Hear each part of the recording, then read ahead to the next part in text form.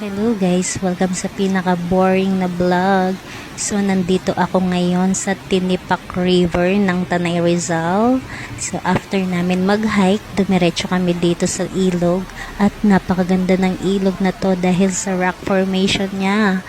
At medyo wild siya ha. Pero hindi tayo magpapatalo. Mas wild tayo. Lalabanan natin ang malakas na agos kahit mahubaran pa tayo. Alam niyo ba na pwedeng inumin ng tubig na to? Fresh from the mountains. Ang sarap. Masarap din mag-bubble bath dito. At syempre, picture-picture. Yun lang. Bye!